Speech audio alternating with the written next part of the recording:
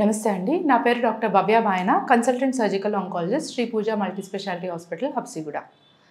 ఈరోజు మనం cancer in young adults అంటే యుక్త వయసులో వాళ్ళలో క్యాన్సర్ గురించి మాట్లాడుకుందాం. మామూలుగా మనం క్యాన్సర్ అనే వర్డ్ విన్న వెంటనే అందరికీ కామన్గా ఏమనిపిస్తుంటే క్యాన్సర్ అనేది జనరల్గా వయసు పైబడిన వాళ్ళకి, అంటే ముసలి వాళ్ళకి, వయసు పైబడిన వాళ్ళల్లోనే వస్తుంది అని జనరల్గా కాన్సెప్ట్ ఉంటుంది. అది తప్పని కూడా చెప్పలేము. చాలా మటుకు వయసు పెరిగే కొద్దీ క్యాన్సర్ వచ్చే అవకాశం పెరిగిద్ది. అలా అని చెప్పి తక్కువ వయసు వాళ్ళకి క్యాన్సర్ అస్సలు రాదా అంటే అది కాదండి. క్యాన్సర్ ఏ వయసులో అన్నా రావచ్చు. మనకు ఒక 9 ఏళ్ల వయసు బాలికలో క్యాన్సర్ రావచ్చు, 20, 30 అంటే ఏ ఏజ్లో అన్నా క్యాన్సర్ రావచ్చు. కానీ ఇన్సిడెన్స్ అనేది ఎక్కువ శాతం జనరల్గా పెద్ద వయసు వాళ్ళకి వస్తుంది. ఈరోజు మనం స్పెసిఫిక్గా 25 నుంచి 45 ఈ వయసు వాళ్ళ గురించి మాట్లాడుకుందాం. అంటే 25 కింద మళ్ళీ అది వేరే రకం డిస్కషన్ వస్తుంది. మనకి ఇప్పుడు యంగ్ అడల్ట్స్ అంటే మనం కొంచెం యాక్టివ్గా, ప్రొఫెషనల్గా ఇంక్లైన్ ఉండి ఈ ఏజ్లో ఉన్న అడల్ట్స్లో జనరల్గా క్యాన్సర్ అంటే 25 నుంచి 45 ఇయర్స్ వాళ్ళల్లో క్యాన్సర్ ఏ విధంగా ఉంటుంది అని మాట్లాడుకుందాం. ఓవరాల్గా కూడా చూస్తూ ఉంటే ఇప్పుడు ప్రపంచం మొత్తంలో కూడా క్యాన్సర్ అనేది చిన్న వయసుకు షిఫ్ట్ అవుతుంది. ఇదివరకు 70 సంవత్సరాల వాళ్ళకి వచ్చేది ఇప్పుడు 50 సంవత్సరాల వాళ్ళకి, 50 వాళ్ళకి వచ్చేది 30, 40 ఇలా డిఫరెంట్ యంగర్ ఏజ్ గ్రూప్కి వస్తుంది. ఈ ప్యాటర్న్ ఎక్కువగా అబ్జర్వ్ చేసామంటే ఇండియాలో చాలా ఎక్కువగా ఉంది. ఇంకా వేరే కంట్రీస్తో కంపేర్ చేస్తే మనకి ఇలా యంగ్ ఏజ్లో క్యాన్సర్ గ్రూప్ ఎక్కువగా ఉంటుంది. అది 30 సంవత్సరాల వాళ్ళకి అయి ఉండొచ్చు, బ్రెస్ట్ క్యాన్సర్ అయి ఉండొచ్చు, రొమ్ము గ్యాస్ట్రిక్ కార్సినోమా అంటే స్టమక్ క్యాన్సర్ 20-30 సంవత్సరాల్లో మీరు వినే ఉంటారు. 30 ఇయర్స్కి గ్యాస్ట్రిక్ కార్సినోమా వస్తుంది. చాలామందికి కోలన్ క్యాన్సర్, ఇప్పుడు కోలన్ క్యాన్సర్ అంటే పెద్ద పేగు క్యాన్సర్, ఇవి రావచ్చు. కామన్గా అయితే లింఫోమాస్ అంటారు, అంటే బ్లడ్ క్యాన్సర్స్, ఇవి కూడా ఎక్కువగా వస్తూ ఉంటాయి. సో ఏ రకమైన క్యాన్సర్స్ వస్తాయి వాటి గురించి డిస్కషన్ కాకుండా ఇప్పుడు ఈ వీళ్ళల్లో జనరల్గా ప్రాబ్లమ్స్ ఏంటి అనేది డిస్కస్ చేద్దాం. సో యంగర్ ఏజ్ గ్రూప్లో క్యాన్సర్స్లో స్టార్టింగ్ నుంచి ప్రాబ్లమ్స్ ఎక్కడ స్టార్ట్ అవుతాయంటే డయాగ్నోసిస్ అంటే ఇప్పుడు నేను ఒక 30 సంవత్సరాలు నాకు కడుపు నొప్పి వచ్చింది. నాకు 50 సంవత్సరాలకి కడుపు నొప్పి వచ్చింది. 50 సంవత్సరాల్లో కడుపు నొప్పికి నేను ఎంత ఇంపార్టెన్స్ ఇస్తానో 30 సంవత్సరాల్లో అంత ఇంపార్టెన్స్ ఇవ్వను. జనరల్గా చాలా బిజీగా ఉంటాం, కెరియర్లో బిజీగా ఉంటాము, పిల్లలతో బిజీగా ఉంటాము, work related aspects. So health అనేది లాస్ట్ ప్రయారిటీగా ఉంటుంది ఈ వయసు వాళ్ళకి. సో చిన్న ప్రాబ్లమ్స్కి ఎక్కువ ఇంపార్టెన్స్ ఇచ్చి దాని గురించి టెస్ట్ చేయించుకునే అవకాశం తక్కువ. దీనివల్ల మీరు డాక్టర్కి వెళ్ళే టైం డిలే అవుతుంది. ఇంకొకటి ఏంటంటే డాక్టర్ దగ్గరికి వెళ్ళిన తర్వాత కూడా జనరల్గా ప్రతి ఒక్కరు మీరు వచ్చిన వెంటనే ఫస్ట్ క్యాన్సర్ అనేది బ్రెయిన్లో ఉండదు. డాక్టర్స్కి కూడా క్యాన్సర్ డాక్టర్ అంటే క్యాన్సర్ ఆలోచిస్తాము. మీరు జనరల్కి ఇలాంటి కంప్లైంట్స్ జనరల్ ఫిజిషియన్స్ దగ్గరకో, ఫ్యామిలీ డాక్టర్స్ దగ్గరకో, ఇలా వేరే డాక్టర్స్ దగ్గరికి వెళ్తారు. అలా వెళ్ళినప్పుడు ఫస్ట్ థాట్ క్యాన్సర్ అనేది రావడం డాక్టర్స్కి కూడా సహజం కాదు. గ్యాస్ట్రైటిస్ అయి ఉండొచ్చు, చిన్న మందులు పెట్టి పంపించేయచ్చు. టెస్ట్ చేయడానికి కొంచెం ఆలోచించే అవకాశం. ఇప్పుడు చిన్న వాటికి ఇంత టెస్టులు రాసేసారు, మీరు చేయించుకోవడం ఆలోచిస్తారు, డాక్టర్స్ రాయడానికి కూడా ఆలోచిస్తారు, ఎందుకంటే కామన్ కాదు కాబట్టి. సో ప్రాబ్లం ఏంటంటే డయాగ్నోసిస్లో డిలే అయ్యే అవకాశం ఉంది ఈ వయసు వాళ్ళకి. ఇంకొకటి ఏంటంటే ట్రీట్మెంట్ పరంగా ఇప్పుడు క్యాన్సర్ అని తెలిసింది, డయాగ్నోసిస్ తెలిసింది, దీంట్లో ట్రీట్మెంట్ ఏంటి అనేది ట్రీట్మెంట్ పరంగా కూడా మీకు ఈ వయసు వాళ్ళకి క్యాన్సర్ జనరల్గా బయోలాజికల్గా చాలా అగ్రెసివ్గా ఉంటాయి. అంటే అదే క్యాన్సర్ నేచర్ తత్వమే చాలా అగ్రెసివ్గా ఉంటుంది. మనం ఎంత ట్రీట్మెంట్ ఇచ్చినా పని చేయకపోయే అవకాశం ఎక్కువగా ఉంటుంది, అండ్ మళ్ళీ వచ్చే అవకాశం కూడా ఎక్కువగా ఉంటుంది. ఇలాంటి వయసు వాళ్ళకి జనరల్గా అన్ని రకాల ట్రీట్మెంట్స్ యూజ్ చేస్తాం. అంటే మనం వీళ్ళని ఎక్కువ రోజులు బతికించాలని ట్రై చేస్తాం కాబట్టి మల్టీమొడాలిటీ ట్రీట్మెంట్ జనరల్గా పెద్ద వయసు వాళ్ళకి ఈ మధ్య ఏం చేస్తున్నాం, కీమోథెరపీ తగ్గించుకోవడం కానీ, అవసరం లేకపోతే రేడియోథెరపీ వదిలేయడం కానీ ఇలాంటివి చేస్తున్నాం. కానీ ఈ వయసు వాళ్ళకి కుదిరినంత మటుకు అన్ని రకాలుగా ట్రీట్మెంట్ ఇవ్వడం, అంటే కీమోథెరపీ, సర్జరీ, రేడియోథెరపీ ఎంతవరకు పాసిబిలిటీ అయితే అంతవరకు ఇచ్చి కంప్లీట్గా ట్రీట్మెంట్ ఇవ్వడానికి ప్రయత్నిస్తారు.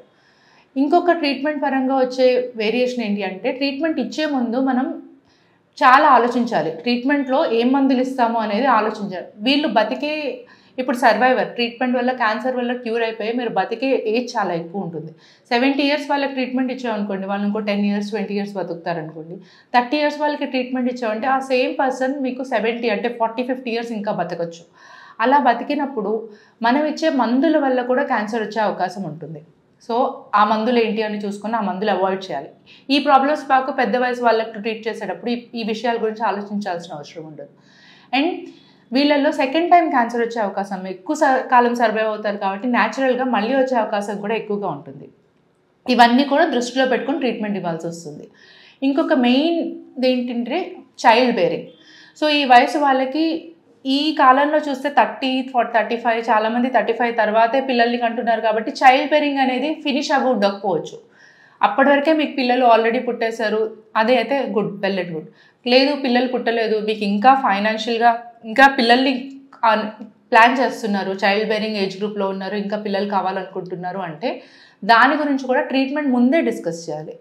కొన్ని రకాల క్యాన్సర్స్ ఏంటంటే ట్రీట్మెంట్ ఇస్తాం కదండి, ఆ కీమోథెరపీ డ్రగ్స్ అయితే ఏవైతే ఉంటాయో అవి మీ ఓవరీస్కి కానీ టెస్టిస్కి కానీ వెళ్ళి ఆల్రెడీ సెల్స్ని డ్యామేజ్ చేయకుండా ఉండాలంటే ట్రీట్మెంట్ ముందే మీరు డిస్కస్ చేస్తే, మీ చైల్డ్ బేరింగ్ ప్లాన్స్ గురించి డిస్కస్ చేస్తే దానికి తగ్గట్టు ట్రీట్మెంట్ మాడిఫై చేయడం కానీ మందులు లేదు అంటే అట్లీస్ట్ మీకు ఆప్షన్స్ ఏంటి, మీ ఓవరీస్ తీసి ప్రిజర్వ్ చేసుకోవడం కానీ, ఇన్విట్లో ఫర్టిలైజేషన్ కోసం గొనాడ్ ప్రిజర్వేషన్ అంటాము, ఏమన్నా ఓసైడ్స్ తీసి ప్రిజర్వ్ చేసుకోవడం కానీ, ఇలాంటి ఆప్షన్స్ డిస్కస్ చేయడానికి కుదిరిద్ది. దాని తర్వాత మీ ఫీజిబిలిటీ బట్టి మీకు అవసరమా లేదా అనేది, బట్ ఒక బ్యాంక్లో అయితే ఒక రిజర్వ్డ్ ఉంటుంది, మీ ట్రీట్మెంట్ అంతా అయిపోయిన తర్వాత ఏం చేయాలని ఆలోచించుకోవచ్చు. అండ్ మై పర్సనల్ అడ్వైస్, జనరల్గా ట్రీట్మెంట్ తీసుకుని వాళ్ళకి క్యాన్సర్ నుంచి మొత్తం బ్రెస్ట్ క్యాన్సర్ పేషెంట్ ఉన్నారు అనుకోండి, ట్రీట్మెంట్ నుంచి మొత్తం క్యూర్ అయిపోయారు, పిల్లల గురించి ఎప్పుడు పిల్లల్ని కనకూడదా అంటే అసలు కనకూడదు అని మేము అడ్వైస్ ఇస్తున్నాం అంటే ముందే మీకు పిల్లల్ని కనడానికి మీకు బ్యాంక్లో ఇవి పెట్టుకోండి అని చెప్పము. సో కనొచ్చు, పిల్లల్ని కనకూడదు అని కాదు, కాకపోతే ఆ క్యాన్సర్ తత్వం ఏంటి అనేది మీకు నాకు అర్థం కావడానికి కూడా టైం పడుతుంది. సో గివ్ సమ్ స్పేస్, మీరు రికవర్ అవ్వడానికి కూడా క్యాన్సర్ నుంచి మీకు టైం పడుతుంది, అండ్ ఆ క్యాన్సర్ మళ్ళీ మిమ్మల్ని ఎఫెక్ట్ చేస్తుందా లేదా అనే దానికి టైం పడుతుంది. సో జనరల్గా ట్రీట్మెంట్ అయిపోయాక 1-2 సంవత్సరాలు టైం ఇచ్చి ఎట్లా ఉంటుంది అని కంప్లీట్గా అర్థం చేసుకొని తర్వాత పిల్లల గురించి ప్రొసీడ్ అవ్వడం ఇంపార్టెంట్. ఇంకొక ఇంపార్టెంట్ ప్రాబ్లం ఏమొస్తుందంటే అండి, క్యాన్సర్ పరంగా ఫైనాన్షియల్ ఇష్యూస్. సో 30-40 ఇయర్స్లో జనరల్గా అందరికీ హెల్త్ ప్లానింగ్ ఏమి ఎక్కువ ఉండదు, హెల్త్ ఇన్సూరెన్సెస్ తీసుకోరు, పేరెంట్స్ గురించి ఆలోచిస్తారు కానీ వాళ్ళ గురించి వాళ్ళు ఆలోచించుకొని వాళ్ళు చాలా తక్కువ హెల్త్ ఇన్సూరెన్స్ ప్లాన్స్ ఉండవు, ఏమవుతుందిలే అని చెప్పి. ఫైనాన్షియల్గా కూడా ఇంకా వెల్ సెటిల్గా ఉండరు, సో హెల్త్ రిజర్వ్ అనేది ఉండకపోవచ్చు, సో ఫైనాన్షియల్గా కూడా చాలా ఇబ్బంది అయ్యే పరిస్థితులు ఉంటాయి. సో మీరు హెల్త్కి ఫండ్ కానీ హెల్త్ ఇన్సూరెన్స్ కానీ ఇవన్నీ యాజ్ సూన్ యాజ్ పాసిబుల్, అంటే ఫస్ట్ ప్రయారిటీ ఉండాలి. నేను ఇప్పుడే జాబ్ స్టార్ట్ చేశాను, ఇప్పుడప్పుడే ఎందుకు నేను దీని గురించి ఇన్వెస్ట్ చేయడం అలా అనుకోకూడదు. ఎప్పుడేమవుతుంది అనేది ఎవరైనా చెప్పలేము, అయినప్పుడు ప్రిపేర్డ్గా ఉండాలంటే యాజ్ సూన్ యాజ్ పాసిబుల్ ఇమీడియట్గా మీరు ఎంత ఇమీడియట్గా ఫైనాన్షియల్గా కొంచెం పరిస్థితుల్లో ఉన్న వెంటనే కొంచెం ఫండ్ మీ టోటల్ ఫండ్ నుంచి కొంచెం హెల్త్కి పెట్టేసుకోవాలి. సో ఎప్పుడేమవుతుందో తెలియదు కాబట్టి ఫైనాన్షియల్గా కూడా ప్రిపేర్డ్గా ఉండాలి. అండ్ అనదర్ ఇష్యూస్ ఏమొస్తాయంటే వీళ్ళల్లో సోషల్ ఇన్హిబిషన్స్. అంటే చాలామంది నన్ను రెగ్యులర్గా వచ్చి అడిగేది ఏంటంటే, ఒక పేషెంట్ వచ్చారు, ఆయన లిటరలీ మా దగ్గరే ఆల్మోస్ట్ 6-7 మంత్స్ ఉండేవాడు, చాలా కంగారు పెట్టేవాడు ట్రీట్మెంట్ అని. ఆయనకి ల్యాప్రోస్కోపిక్గా సర్జరీ చేసే ఫీజిబిలిటీ కొంచెం తక్కువ, అంటే ఆయన పరిస్థితికి ఓపెన్ సర్జరీ అయితే బెటర్ రిజల్ట్స్ వస్తాయి అనే కండిషన్లో వచ్చాడు. అయినా సరే ల్యాప్రోస్కోపీయే చేయించుకుంటానని పట్టుబట్టి కంపల్సరీ అదే చేయించుకొని పేగు బయటకు పెడతాం మామూలుగా, అంటే కోలన్ క్యాన్సర్ అనుకోండి, కొన్నిసార్లు పేగు బయట పెట్టాల్సి వస్తుంది, కింద పుండు మానిన తర్వాత మళ్ళీ పేగు లోపలికి పెట్టేస్తాం అనమాట. ఆ పరిస్థితుల్లో కూడా ఆయన కంపల్సరీ ఇవన్నీ చేయించుకొని వెళ్ళాడు. సో ఎందుకు ఇంత చేస్తున్నాడు అని ఫైనల్గా మాకు అర్థమైందంటే, వాళ్ళ లైఫ్ పార్ట్నర్కి వైఫ్కి చెప్పలేదు క్యాన్సర్ అని. సో వాళ్ళ ఫ్రెండ్ని తీసుకొని వేరే స్టేట్కి వచ్చేసి మొత్తం అంతా ట్రీట్మెంట్ తీసుకొని మొత్తం అంతా క్యూర్ అయిపోయాక ట్రీట్మెంట్ అయిపోయాక he went back to his wife. అంటే ఆయన ఇంటెన్షన్ ఏంటి, రివీల్ చేయకూడదు అని. సో ఇది ఒక పర్సనల్ చాయిస్, కాకపోతే ఇట్స్ ఆల్వేస్ బెటర్ రివీల్ చేసి లైఫ్ పార్ట్నర్ అనేది మీకు లైఫ్లో కంపల్సరీ అన్నీ మీకు ఈ ట్రీట్మెంట్ ఇప్పటితో ఎండ్ అవ్వదు. క్యాన్సర్ అనేది ఫీవర్ లాగా ఇప్పుడు వచ్చేస్తే అయిపోయింది, ట్రీట్మెంట్ చేంజ్ చేసుకున్నాను ఇంకా మళ్ళీ ఉండదు అనే విషయం కాదు. దానితో చాలా పొడుగుని ఉంటాయి, మీ పిల్లల గురించి, మిగతా వాటి గురించి, మీ ఫైనాన్షియల్స్ మళ్ళీ రికవరెన్స్ రావడం. సో కంపల్సరీ లైఫ్ పార్ట్నర్కి జనరల్గా డయాగ్నోసిస్ డిస్క్లోజ్ చేయడం అనేది వెల్ అడ్వైజబుల్. అండ్ ఇంకా కొంతమంది సోషల్ ఇష్యూస్లో చూస్తే ఏమవుతుందంటే పెళ్ళిళ్ళు. సో పెళ్ళిళ్ళు చేసే ముందు కూడా చెప్పకుండా చేయడం అనేది కూడా చాలా కామన్గా జరుగుతూ ఉంటుంది. దానివల్ల మీకు ఫ్యూచర్లో అడ్వాంటేజ్ ఏమి ఉండదండి, అంటే దాచిపెట్టి చేసే అంత దాచుకోగలిగే అంత ప్రాబ్లం కాదు ఇది. ఎక్కడో ఒక చోట బయటకు వచ్చేస్తుంది, మీ ట్రీట్మెంట్లో ఫాలోఅప్లో ఉండాలి. అండ్ ఆ స్ట్రెస్లో మీరు హెల్త్కి కూడా ఇంపార్టెన్స్ ఇవ్వకపోవచ్చు, రెగ్యులర్ ఫాలోఅప్స్కి వెళ్ళక ఉండకపోవచ్చు, తెలియకూడదు లైఫ్ పార్ట్నర్కి అని చెప్పి సరిగ్గా ట్రీట్మెంట్ తీసుకోకుండా ఉండొచ్చు.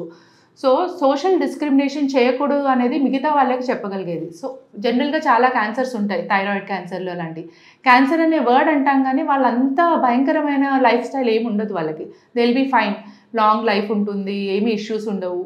సో ఒక క్యాన్సర్ ఎలా ఉంటుంది దాని ప్రోగ్నోసిస్ గురించి డాక్టర్తో డిస్కస్ చేసుకొని క్యాన్సర్ వచ్చిన పేషెంట్స్ని డిస్క్రిమినేట్ చేయకుండా ఫీజిబిలిటీ ఉంది, ఆరోగ్యపరంగా ఉన్నారంటే మీ ఫ్యామిలీస్ వాళ్ళ ఫ్యామిలీస్ ఈ ట్రీట్మెంట్ గురించి క్లియర్గా డిస్కస్ చేసుకొని పాయింట్స్ అన్నీ డిస్కస్ చేసుకొని ఈ క్యాన్సర్ గురించి డిస్క్లోజ్ చేసి పెళ్లి చేసుకోవడం అనేది చాలా ఇంపార్టెంట్. అండ్ అనదర్ ప్రాబ్లం ఏంటంటే అండి జాబ్ పరంగా. సో కొన్ని క్యాన్సర్స్ వల్ల మీకు మేబీ ఇదివరకు చేసే జాబ్ చేయలేకపోవచ్చు. మొన్న ఒక పేషెంట్ వచ్చాడు, నెక్ డిసెక్షన్ చేసి మెడలో ఇలా మజిల్ కొన్నిసార్లు కట్ చేయాల్సి వస్తుంది. సో ఆయన స్పెసిఫిక్గా కట్ చేయొద్దు అంటున్నాడు. ఏంటంటే ఆయన తలపైన బరువులు మోస్తాడంట లేబరర్. సో నా లైఫ్ స్టైల్ ఏమైనా డిస్టర్బెన్స్ అవుతుందా అని చెప్పి. సో ఇక్కడ మీరు ఆలోచించుకోవాల్సింది ఏంటి అంటే జాబ్ అనేది మనకి జనరల్గా ఆల్టర్నేటివ్స్ ఉంటాయి. సో ట్రీట్మెంట్ గురించి డిస్కస్ చేసి డిసైడ్ చేసుకునేటప్పుడు ట్రీట్మెంట్ పరంగా ఏది ఇంపార్టెంటో అది చేయించుకొని జాబ్లో ఆల్టర్నేటివ్స్ ఎత్తుక్కోవడం బెటర్. మీరు ఈ జాబ్ కాకపోతే ఇంకొక జాబ్, దానికి సొసైటీ సపోర్ట్ చేయాలి. చాలా చోట్ల మీకు జాబ్లో కూడా రివీల్ చేస్తే మిమ్మల్ని తక్కువ ప్రమోషన్స్కి ప్రమోట్ చేయరేమో, లేకపోతే సోషల్గా వెనక్కి చూస్తారేమో, లేదంటే ఒక పిటి డిస్క్లోజ్ చేయకపోవడం మీ ఇష్టం. కానీ సొసైటీ కూడా క్యాన్సర్ బాధితుల్ని ఎస్పెషల్లీ యంగ్ ఏజ్ వాళ్ళని డిస్క్రిమినేట్ చేయకుండా, ఎందుకంటే చాలా కామన్ అవుతుంది, ఇంకా మన చెల్లెలకి మన అక్కదమ్ములకి మనకే ఎఫెక్ట్ అవ్వచ్చు. డౌన్ ద లేన్ ఈ 30-40 ఇయర్స్ వాళ్ళకి చాలా సపోర్ట్ ఎక్కువ అవసరం. ఇంకొకటి మన ఇండియాలో ఎక్కువగా లేనిది ఏంటంటే సర్వైవర్షిప్స్. జనరల్గా వేరే కంట్రీస్లో చూస్తే సర్వైవర్ ప్రోగ్రామ్స్ ఉంటాయి. అంటే క్యాన్సర్ బాధితులందరూ జనరల్గా ఒక చోట కలిసి డిస్కస్ చేసుకుంటారు, ఒకరి ప్రాబ్లం ఒకరు. ఇప్పుడు మీరు చెప్పడం కూడా ఇంకొకరు ఉన్నారు అనుకోండి, అయ్యో నేను ఇలాగే అయింది, నాకు ఇది అయింది, తర్వాత ఈ ప్రాబ్లమ్స్ వచ్చినాయి అని ఇంకొకరితో మాట్లాడుకొని ఒక బాధ షేర్ చేసుకోగలుగుతూ ఉంటే అది చాలా కంఫర్టబుల్గా ఉంటుంది. సో ఇలాంటి ఫెసిలిటీస్ కూడా ఇండియాలో ఇంకా ఎక్కువ అవ్వాలి. సర్వైవర్షిప్ గ్రూప్స్ ఉండాలి, ఒకరికొకరు మాట్లాడుకోవడానికి ఎక్కువ ఆలోచించాల్సిన. మన నార్మల్గా చెప్పడానికి సిగ్గుపడతారు, చెప్తే ఏదో సొసైటీ నుంచి బహిష్కరించబడతారు అన్నట్టు 2 రకాలుగా ఉంటాయి. కొంతమంది చెప్తారు, కొంతమంది చెప్పరు. సో అలా చెప్పగలిగే పరిస్థితులు ప్రొవైడ్ చేసి వాళ్ళకి కొంచెం బతకడానికి లైఫ్ ఈజీ. ఆల్రెడీ స్ట్రెస్లో ఉన్నారు, already they are going through a lot. Young ఏజ్లో క్యాన్సర్ రావడం అనేది it's a sudden shock to anybody. So వాళ్ళ లైఫ్ని మనం ఎంతవరకు వీలైతే అంతవరకు మిగతా వాళ్ళు ఈజీ చేయడం చాలా ఇంపార్టెంట్. ఇవన్నీ కాకుండా ఇంకొక ఇష్యూ ఏంటంటే సెక్షువల్ ఇష్యూస్. సో ఒకసారి మీకు గర్భసంచి రిలేటెడ్ క్యాన్సర్ అనుకోండి, దాని తర్వాత సెక్షువల్ ఇష్యూస్ ఎలా ఉంటాయి. సో ఇనీషియల్గా చాలామందికి సెక్షువల్గా పార్టిసిపేట్ చేయడానికి విమెన్కి కానీ మెన్కి కానీ ట్రీట్మెంట్ తీసుకుంటున్నప్పుడు లిబిడో తగ్గడం కానీ, ఇంట్రెస్ట్ లేకపోవడం కానీ, ఫియర్ వల్ల కానీ, లేదు అంటే కొంతమంది బ్రెస్ట్ క్యాన్సర్ వాళ్ళకి రొమ్ము తీసేసామనుకోండి, ఆ రొమ్ములో సైజ్ చేంజెస్ వచ్చినా సరే బాడీ ఇమేజ్ అంటే నేను ఏమన్నా చూడడానికి అట్రాక్టివ్గా లేనేమో అనిపించి అంటే సెక్షువల్గా ఇంట్రెస్ట్ ఉండకపోయే అవకాశం ఉంటుంది. సో ఇది కూడా చాలా ఇంపార్టెంట్ ఇష్యూ. ఇది మీరు డాక్టర్తో డిస్కస్ చేయొచ్చు, ఎందుకంటే ప్రతిదానికి ట్రీట్మెంట్ ఉంది అండ్ జనరల్గా కౌన్సిలింగ్ సరిపోతుంది. ఇలాంటి ఇష్యూస్ ఫస్ట్ మీరు లైఫ్ పార్ట్నర్తో కూడా డిస్కస్ చేసుకొని దానికి కావాలంటే కంబైన్డ్గా కౌన్సిలింగ్ తీసుకోవచ్చు అండ్ ఓవర్ టైం ఇంప్రూవ్ అవుతాయండి. Just give it some time. మీరు ఈ 1 ఇయర్లో ఎలా ఉంది అనేది 1 ఇయర్ తర్వాత అలా ఉండదు, చాలా ఇంప్రూవ్మెంట్స్ వస్తాయి. న్యాచురల్గా మీ బ్రెయిన్లో కానీ మీ బాడీలో కానీ చాలా రికవరీ ఉంటుంది. సో ఆ తర్వాత కూడా సెక్షువల్ హెల్త్ డిస్కస్ చేయడానికి మొహమాట పడకూడదు. ఏమైనా ఇష్యూస్ ఉన్నాయంటే స్పెసిఫిక్గా, ఎందుకంటే లైఫ్లో మేము ఇప్పుడు మా ఎయిమ్ ఏంటి, మీ క్వాలిటీ ఆఫ్ లైఫ్ కూడా ఇంపార్టెంట్. మీరు బతికినంత మాత్రాన సరిపోదు, జాబ్ పరంగా హ్యాపీగా ఉండాలి, ఫ్యామిలీతో హ్యాపీగా ఉండాలి, చైల్డ్ బేరింగ్ ఉండాలి. సో క్యాన్సర్ ఇన్ యంగ్ అనేది జస్ట్ ట్రీట్మెంట్ క్యాన్సర్ వరకు సరిపోదు. We as doctors have to deal with a lot of things. మీ చుట్టుపక్కల మీరు ఇంకేమేమి ప్రాబ్లమ్స్ ఉన్నాయి, సోషల్ ఇష్యూస్ ఏంటి, ఇవన్నీ కూడా డీల్ చేసుకొని చేయాల్సి వస్తుంది.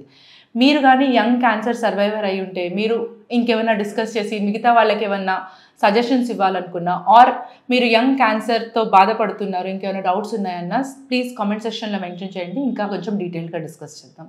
Thank you.